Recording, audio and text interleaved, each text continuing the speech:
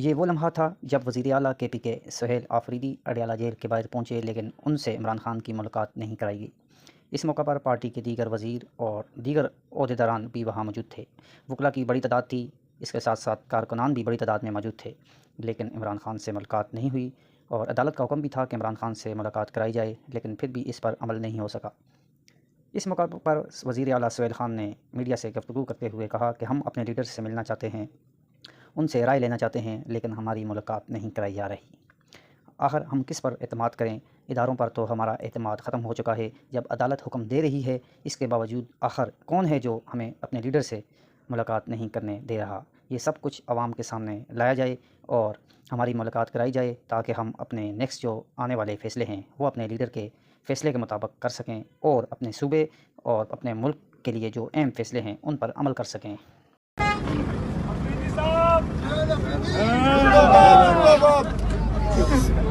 بسم اللہ الرحمن الرحیم، ایاک نعبد و ایاک نستعین۔ جیسا کہ آپ سب نے دیکھا کہ عدالتی حکم ہونے کے باوجود ہمیں آج اپنے لیڈر، اپنے قائد جناب عمران خان صاحب سے ملنے نہیں دیا گیا۔ یہاں پر روک دیا گیا اور جہاں پر روکا گیا وہی ہم بیٹھ گئے، اور ابھی جو ہے ملاقات کا ٹائم تقریباً ختم ہو چکا ہے۔ تو یہ اگر عدالتی احکامات نہیں مانے جا رہے تو یہ ہماری کمزوری نہیں ہے، یہ ہماری عدلیہ کی بے بسی ہے، اور پورا پاکستان نہیں بلکہ پوری دنیا یہ دیکھ رہی ہے کہ ججز جو ہیں اپنے احکامات نہیں منوا پا رہے۔ تو اگر فرض کریں عدالتیں اتنے بے بس ہیں کہ وہ اپنے احکامات نہیں منوا پا رہے، تو پھر عوام کو سوچنا پڑے گا کہ ہم کس طرف جا رہے ہیں، یہ ملک کس طرف جا رہا ہے، ہمارے عدالتیں، ہمارا آئین، ہمارا قانون کس طرف جا رہا ہے۔ مجھے پہلے دن سے، جس دن سے میرا نام اناؤنس ہوا، اس دن سے مجھے ٹارگٹ کیا جا رہا ہے۔ میں نے یہ نہیں کہا تھا کہ میں زبردستی آؤں گا اور وزیر اعلیٰ بنوں گا۔ ایک بندہ آیا پشاور میں، اس نے پریس کانفرنس کی، اس نے یہ دھمکی دی کہ یہ نہیں بنے گا، لیکن میں بنا، میں وزیر اعلیٰ بناؤں۔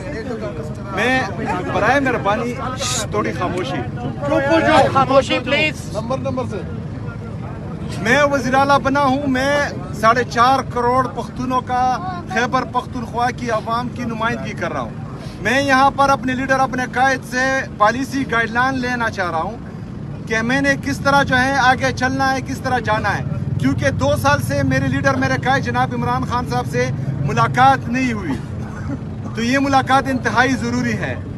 میں نے جتنے قانونی اور آئینی راستے ہیں وہ اپنائے ہیں۔ میں نے ہوم ڈپارٹمنٹ کو، پنجاب ہوم ڈپارٹمنٹ کو، مرکزی